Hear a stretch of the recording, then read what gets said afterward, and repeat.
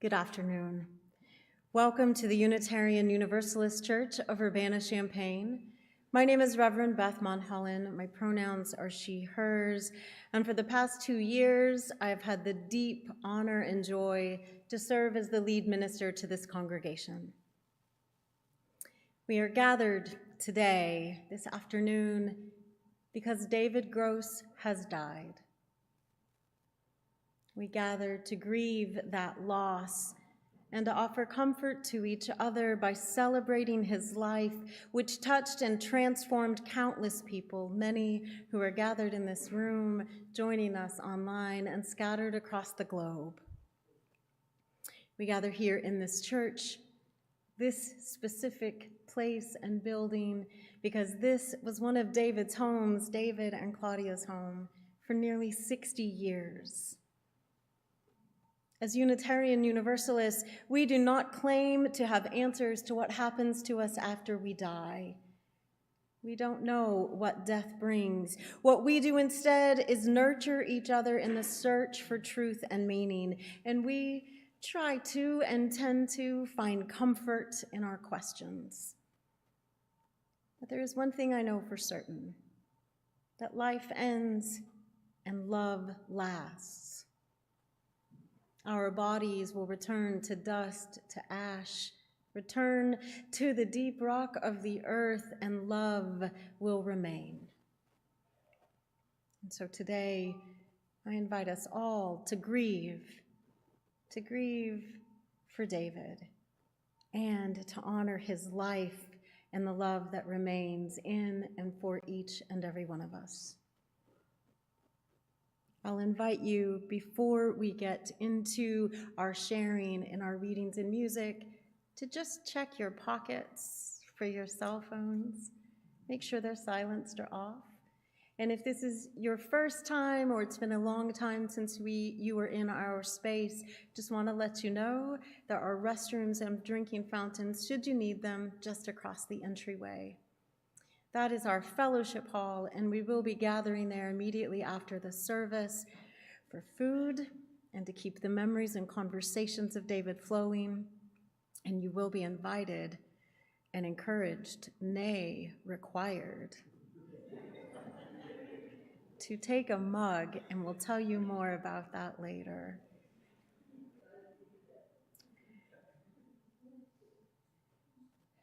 As we begin formally today, we will light a chalice, which is one symbol of our Unitarian Universalist faith that reminds us all that we carry within us a spark of the divine. Sam Gross and Megan Gross, David's granddaughters, will come forward. Megan has words to share, and Sam will light our chalice here. If you are joining us online, I invite you to light a flame wherever you may be.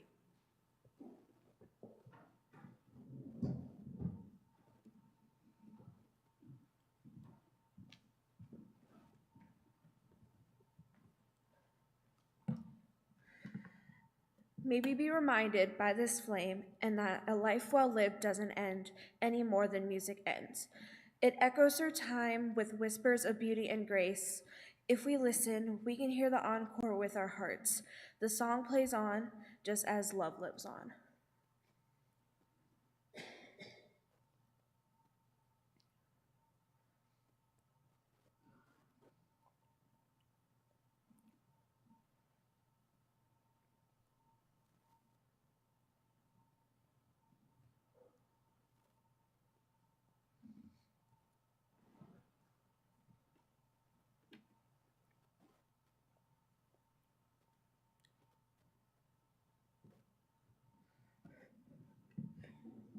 Is it being stubborn? Sometimes the flames are slow. I like to think that's David playing a little joke on us and saying, slow but sure, we will get there. Thank you both. And then I'll invite Michelle Gross to come forward.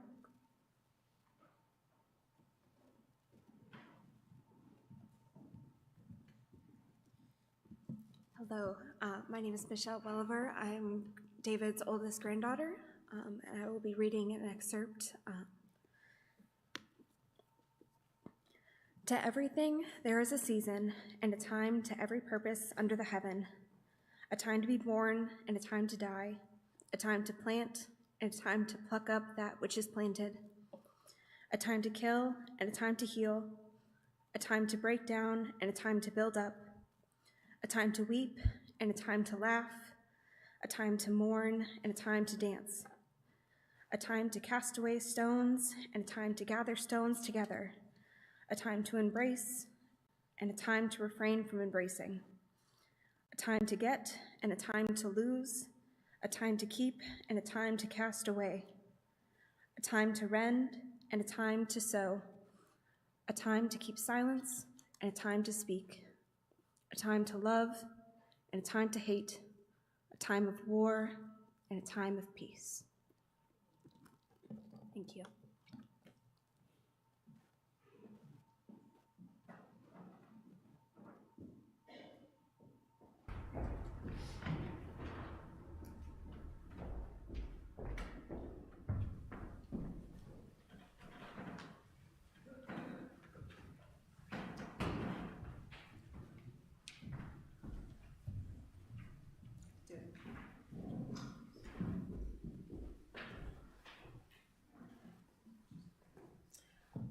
Sorry, we realized that we didn't tell Juan the number of the song. We just put the words in it.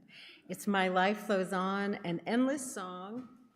And do either Juan or I have a hymnal in front of us? No, but we will get one. Juan. Tricky David. Just teasing.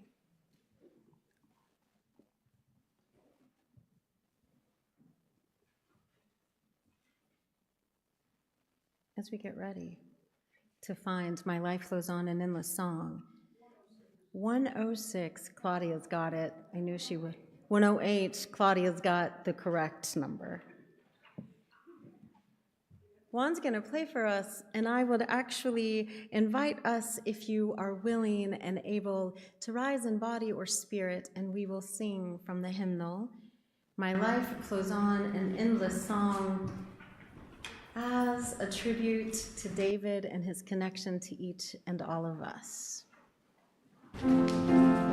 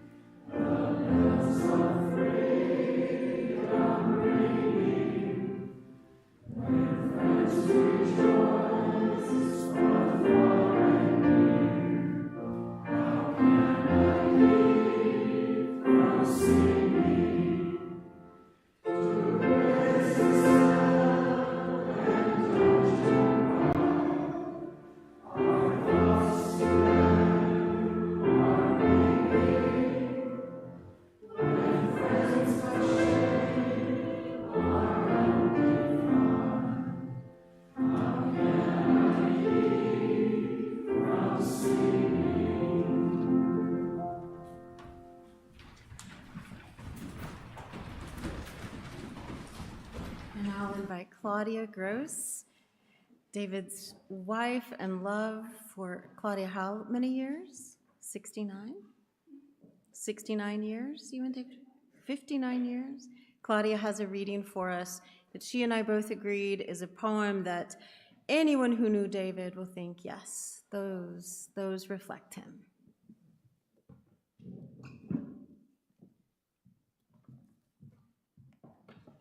Yes, I first met this poem, Invictus, when I was in high school, and I have always been struck by it as it just seems to apply to David and the way he went about in the world. Out of the night that covers me, black as the pit from pole to pole, I thank whatever gods may be for my unconquerable soul. In the fell clutch of circumstance, I have not winced nor cried aloud. Under the bludgeonings of chance, my head is bloody but unbowed. Beyond this place of wrath and tears looms but the horror of the shade, and yet the menace of the years finds and shall find me unafraid.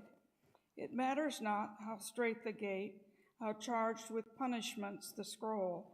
I am the master of my fate. I am the captain of my soul. That was written by William Ernest Henley many, many years ago.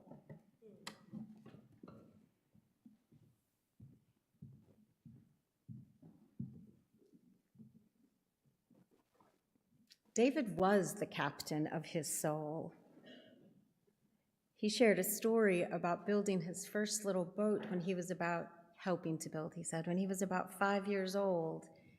Many of you know of his love for sailing, his love of cruises, of being on the water. That started when he was young, followed him throughout his life. And he lived, in his own words, a forward-looking life. That decision to live a forward-looking life was when he was just 16 years old. After years of family strife and turmoil, working on a term paper one night, he made the decision that he would focus on the future and not let himself be defined by the challenges of the past. 16. What a will, what a captain of his own soul to set that course and sail it. His academic and professional achievements that were born from that decision are impressive.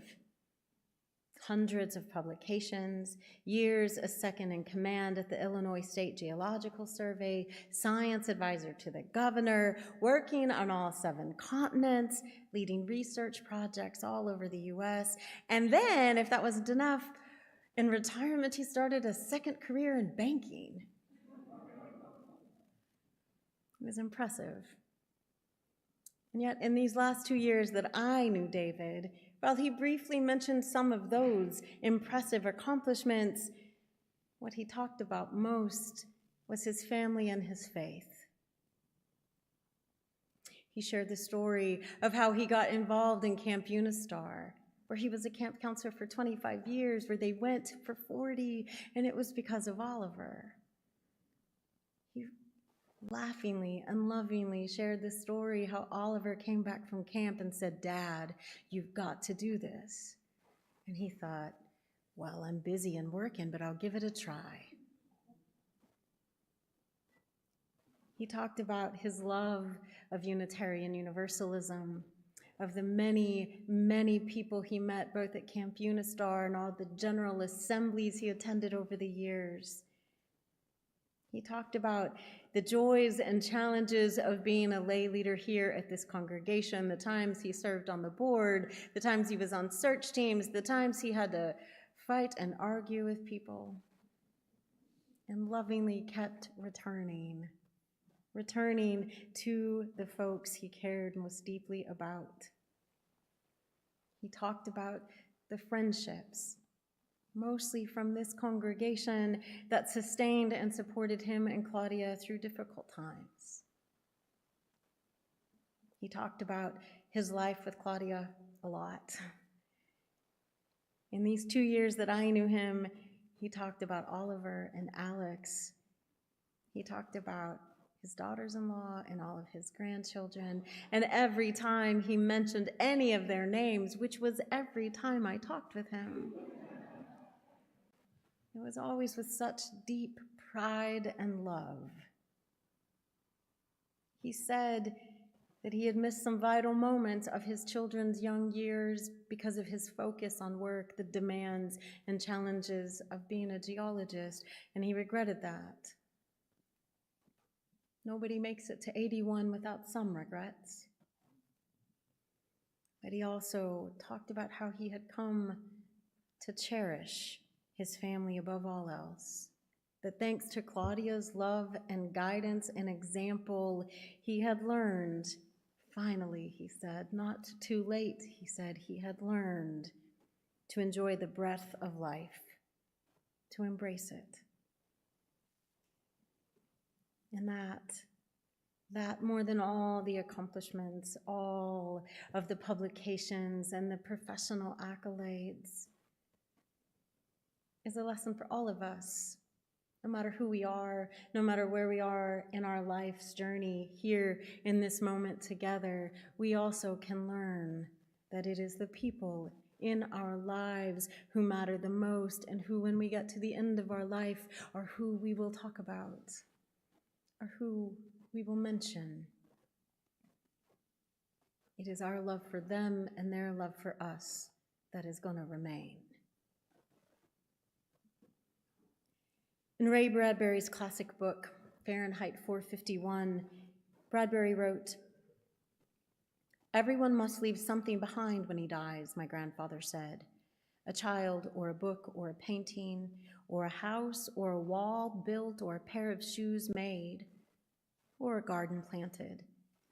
Something your hand touched, some way so your soul has somewhere to go when you die. And when people look at that tree or that flower you planted, you're there.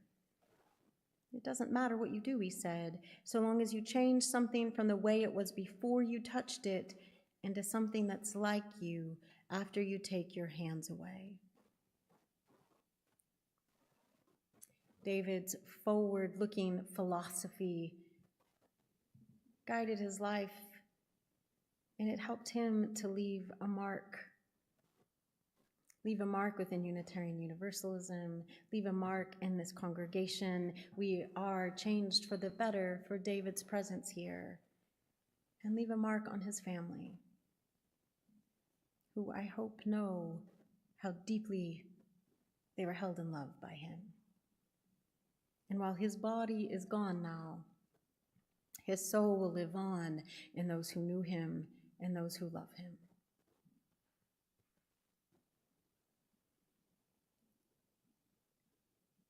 And we want to hear from some of those folks who knew him and loved him best.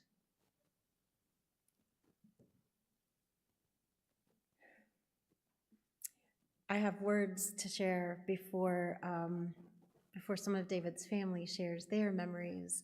And these are from Reverend Elaine Gehrman, who with her husband Axel served this congregation together for 18 years. The Gehrmans were good friends of Claudia and David. And David spoke so lovingly and respectfully of their ministry here and their time together. And the Gehrmans remember him fondly as well. And so Reverend Elaine reached out to me and said, "Would it be okay if you shared some of my words?" And I said, "Absolutely, of course." And so these are from Reverends Elaine and Axel Gehrman. David Gross was a highly intelligent, charismatic, compassionate man who was a Unitarian Universalist extraordinaire. His devotion, leadership, loyalty, and denominationalism were unparalleled in our lifelong experience of Unitarian Universalism. He epitomized the shared ministry values of applying your unique gifts to matching needs, whether that was public speaking, financial oversight, search committee work, or his beloved sailing adventures with young people at Camp Unistar. He was a UU evangelist in the best sense of the word, sharing the pleasure he had found with others, and building UU connections far and wide. David was on the search committee that called us to Urbana-Champaign in 1996, and we will always remember that first phone call which came from him, where he shared information about not only the high percentage of PhDs we would encounter at UUCUC, but he conveyed a warm, enthusiastic, supportive, and encouraging message that we never failed to hear from him in all of our subsequent years. David loved to share his good opinions of others. His praise was genuine and heartfelt, and in it you could hear his pride and love for his beloved wife Claudia, his sons Oliver and Alex, and their families, his friends and co-workers and fellow congregants, and he always had fine words to say about his ministers. David's career as a geologist seemed so fitting. David could take the long view, and he was a rock, dependable, solid, grounded, multifaceted, and also loved to travel this fine planet with Claudia as his beloved companion. Elaine remembers driving with David and Sally Babbitt to a UU conference in Georgia where we visited the King Center, and all along the route, David gave us the full geological explanation of what we were seeing outside our car windows. And for those of you who have been fortunate enough to see David's slideshows, the Antarctic one in particular, know of his fascination and great appreciation of this precious planet. We always looked forward to running into David at the UU General Assembly. His love for our UU faith was inspiring and steadfast. We're sure we will continue to sense his presence there, though we will miss his warm smile and cheerful updates. David was an incredible husband, father, church member, public servant, philanthropist, host, leader, supporter, and friend.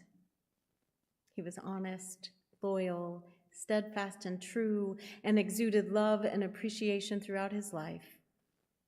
He made quite an impression on this world, and his influence will continue to ripple outward and onward, and we will always think of him with great fondness, appreciation, and love.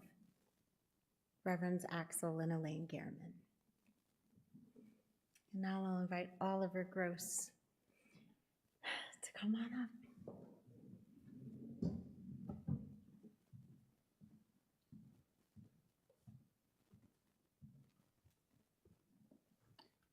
So we'll see how I do getting through this.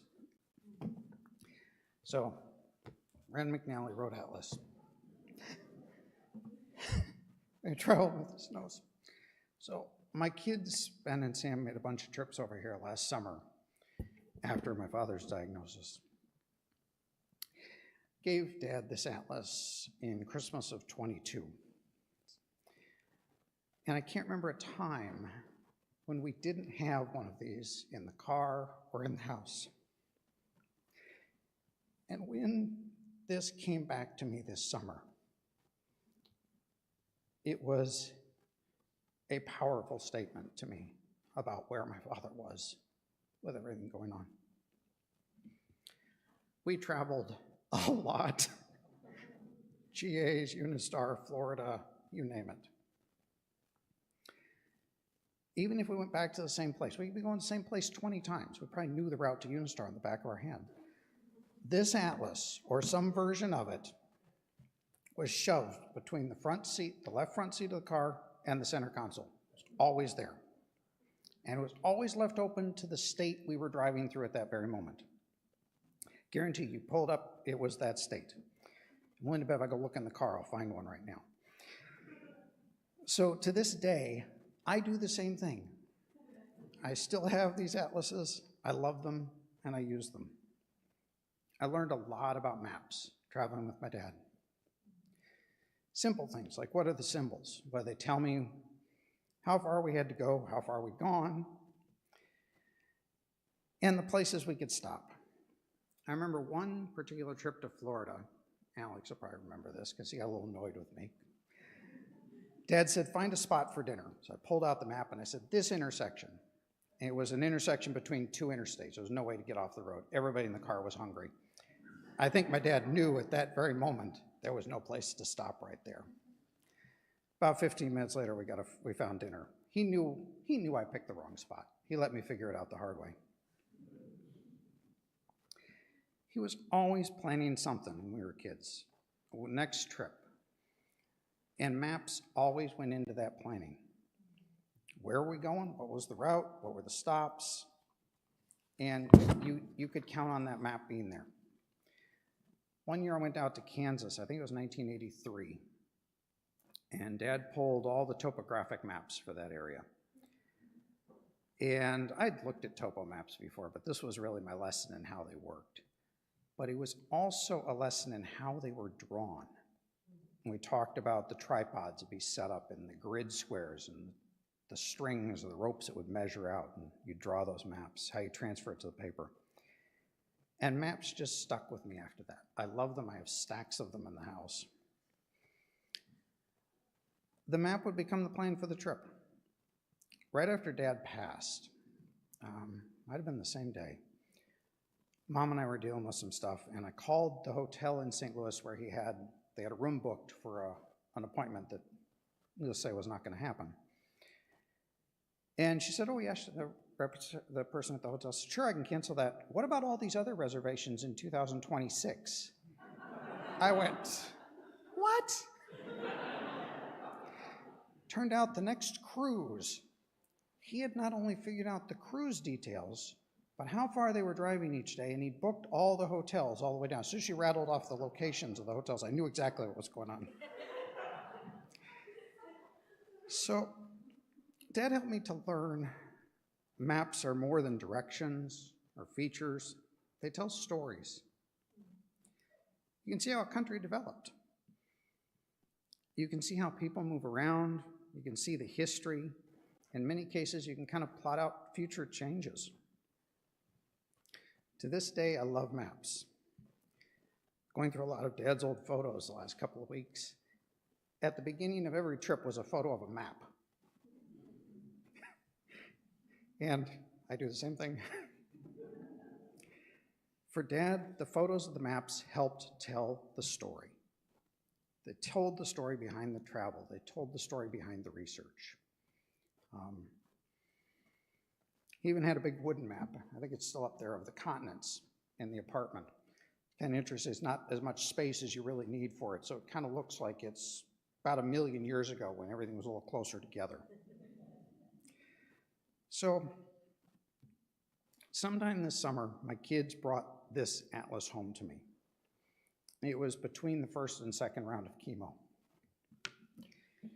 I'm not sure if Mom sent it home or if it was Dad, but when this atlas came back to me, I knew something was going to change.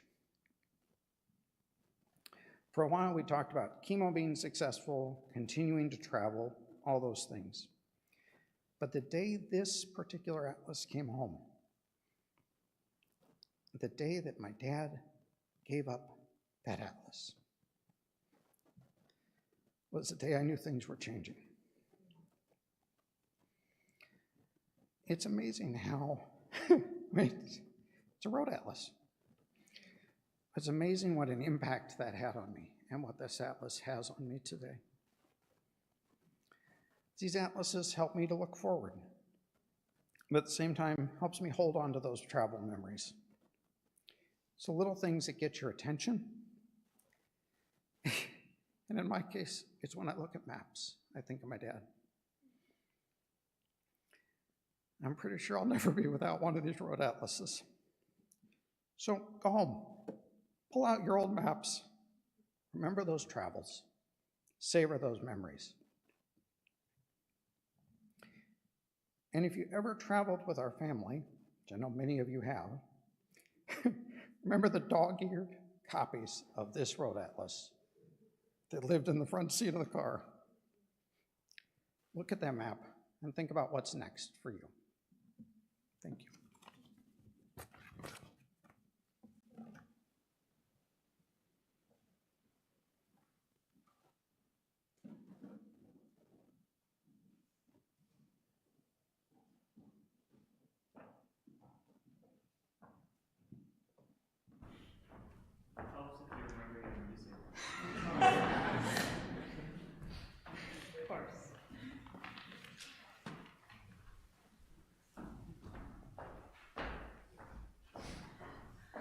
Good afternoon to you all. Thank you so much for coming.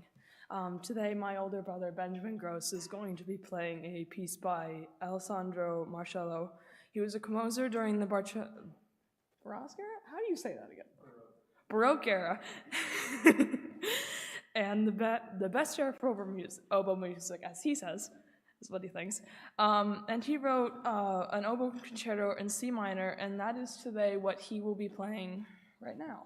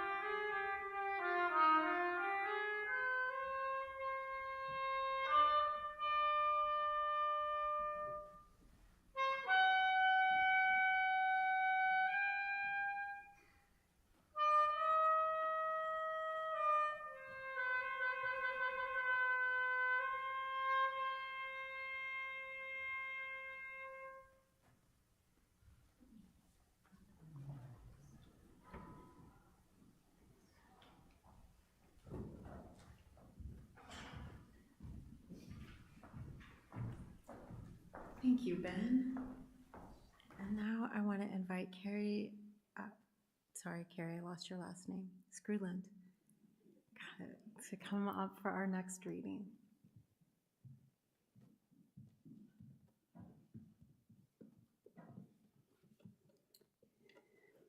The Peace of Wild Things by Wendell Berry. When despair for the world grows in me, and I wake in the night at the least sound, in fear of what my life and my children's lives may be, I go and lie down where the wood drake rests in his beauty on the water and the great heron feeds. I come into the peace of wild things who do not tax their lives with forethought of grief. I come into the presence of still water, and I feel above me the day-blind stars waiting with their light. For a time, I rest in the grace of the world and am free.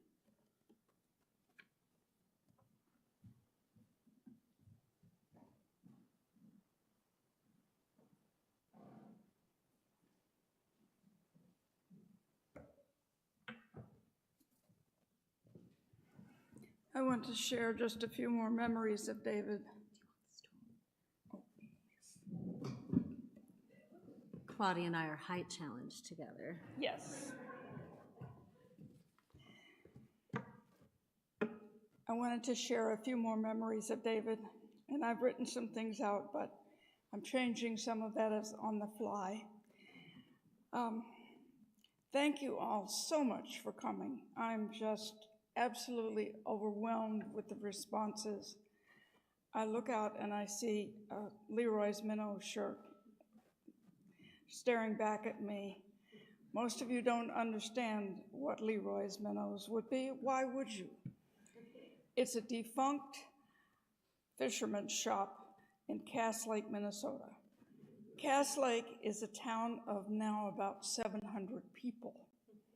Leroy's Minnows was on the highway, Highway US 2, and you went down a little road to get to the lake, and that's where you got the pontoon boat to go out to Camp Unistar, which is on an island in the middle of Cass Lake. And everybody, all of us, stopped at Leroy's Minnows to get minnows or fishing poles or whatever, and a fishing license could be had there too. But also, he had t-shirts, Leroy's Minnows. And Leroy's has been closed for, 10 years, but still an occasional Leroy's Minnows shirt appears.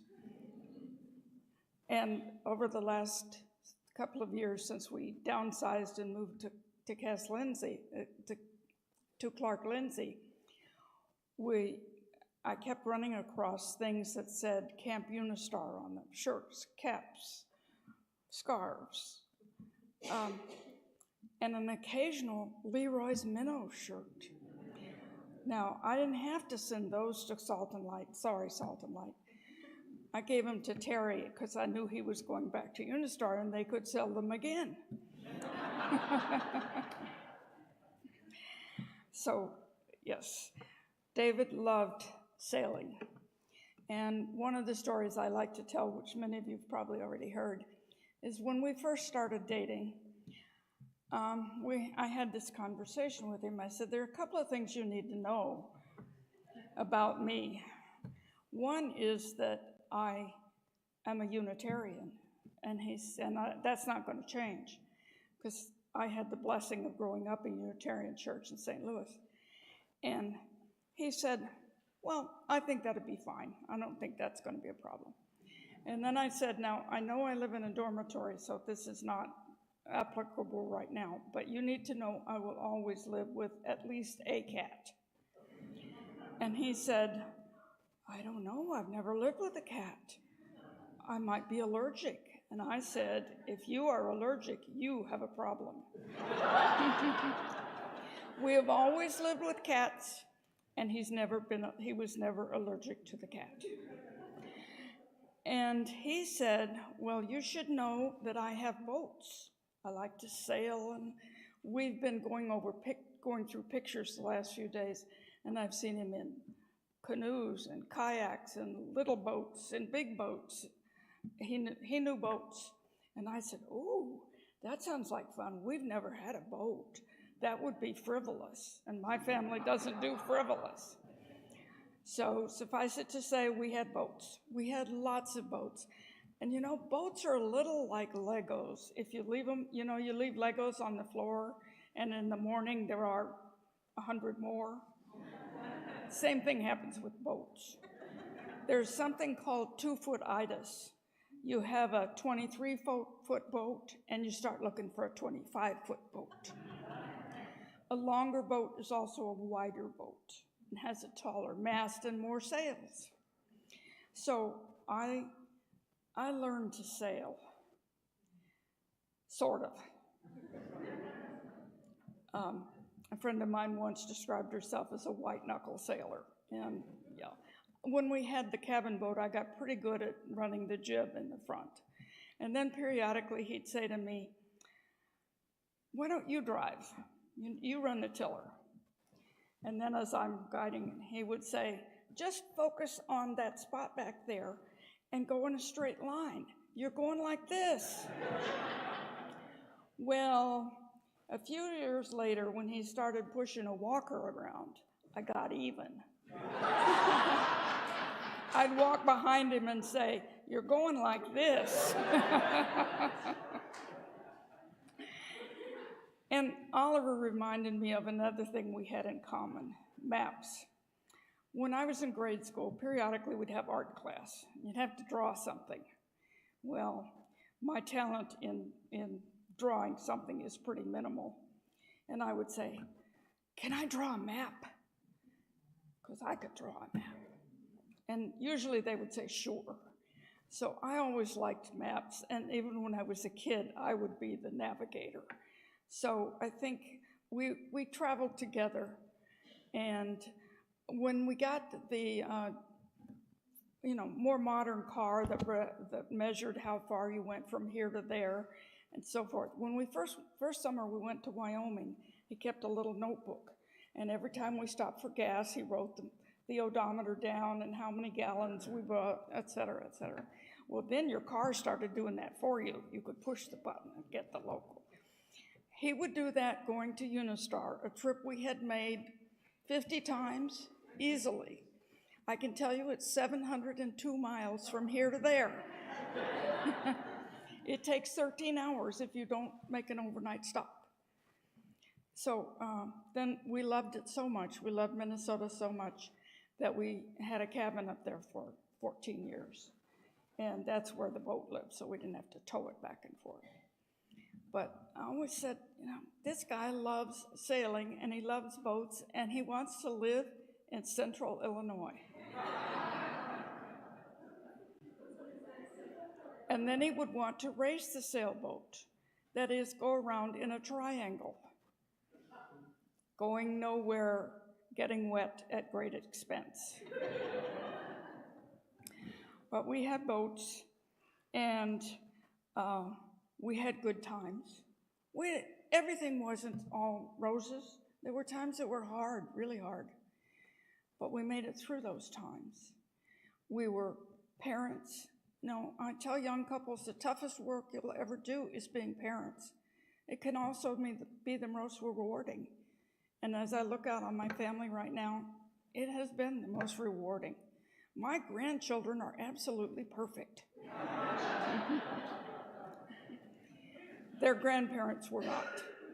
We were trying a lot of things for the first time. We'd never been parents before. You never know what you're going to do there. I'll tell you something else. You think you know what your family looks like.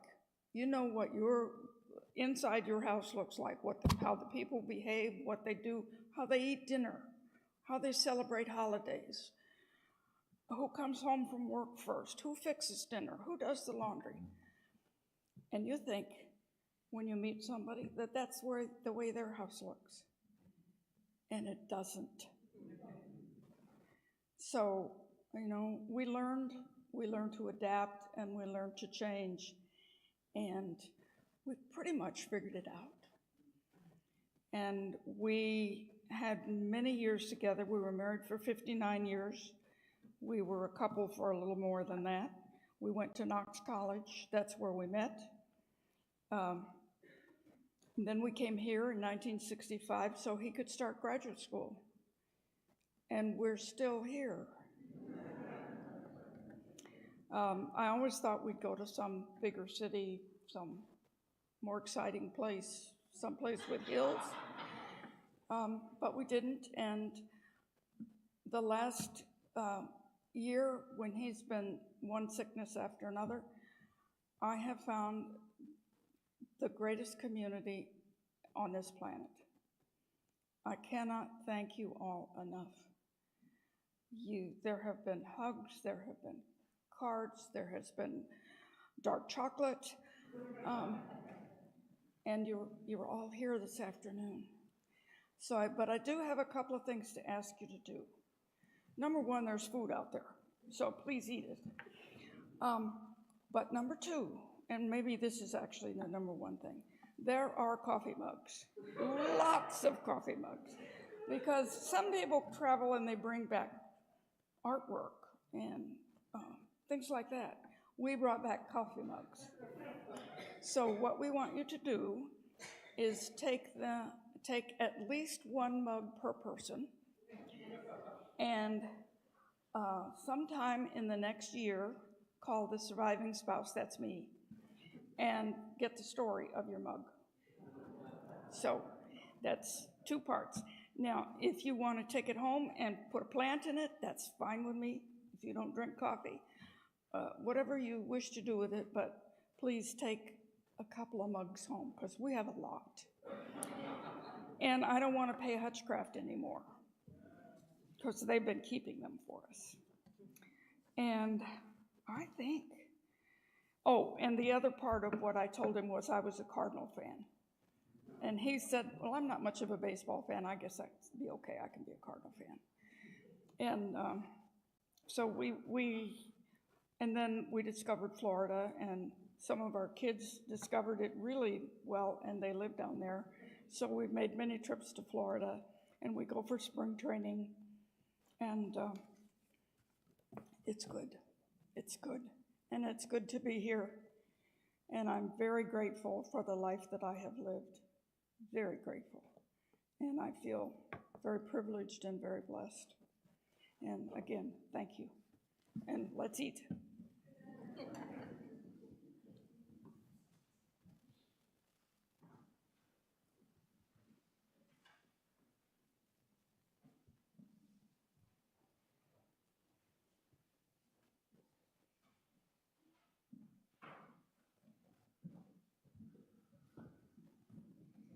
Good afternoon. I got to know David quite well because he would buy my dinners for the fundraiser. Yeah. Okay. He would buy my dinners for the fundraiser, and I got to go to his home and cooked quite a bit. And even after we did that, we would go out to lunch, we would go out to get a beer here and there, but I just really got to know David, and he talked about you all the time. I am honored to sing this song. As you can tell, my voice is not where I would like it to be, but I'm honored to sing this song, which historically comes from the Efik tribe in Nigeria. John Newton, who wrote the words to Amazing Grace, was a captain of a slave vessel during the Middle Passage. And he heard this sound, and I was started with a hum, because when you hum, it resonates inside of you.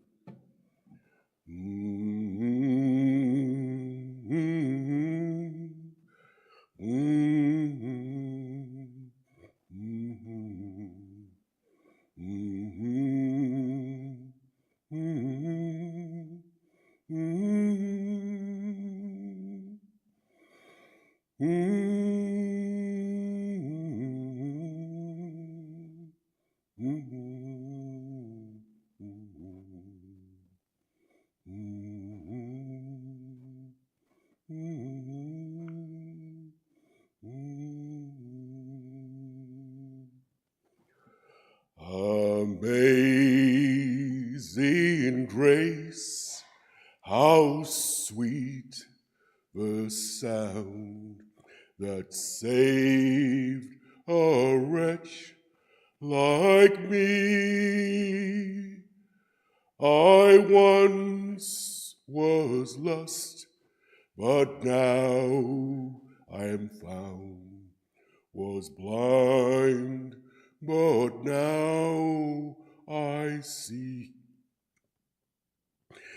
His grace that taught my heart to fear and grace my fears relieved. How precious did that grace appear the hour I first believed.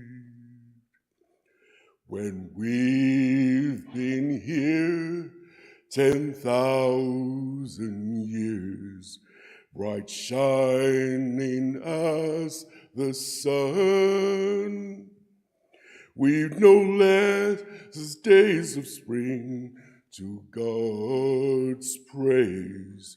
That's when we first begin. So everybody please sing. Amazing grace, how sweet the sound that saved a wretch like me. I once was lost, but now I'm found, was blind, but now I see.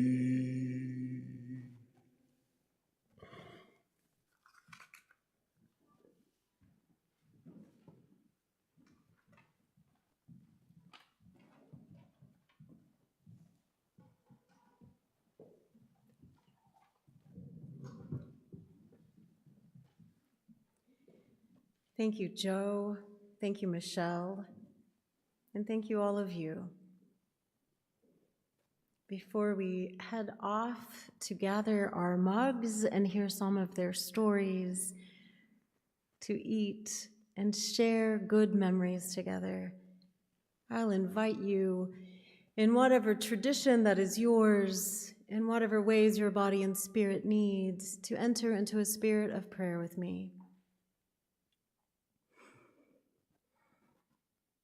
Spirit of life and love, God of many names and beyond naming, we gather in sorrow today, but also in gratitude. Sorrow for David's death, gratitude for the life he lived, the lives he touched. Sorrow for that booming voice we will no longer hear, but gratitude for the legacy of love that remains.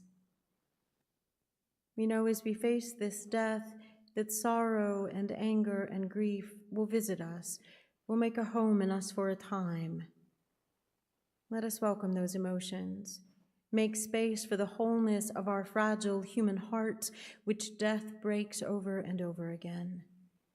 And in our brokenheartedness, let us also make space for the memories of laughter, of connections, and of joy. Spirit of life and love, comfort us all in this time of sorrow with the sure knowledge that love remains. May it be so, and amen. And I will extinguish our chalice today with these words. Our grief is a holy thing. It is that proof that another life touched ours in a profound way. It is the mark of love, the mark of connection, and the mark of a life well lived.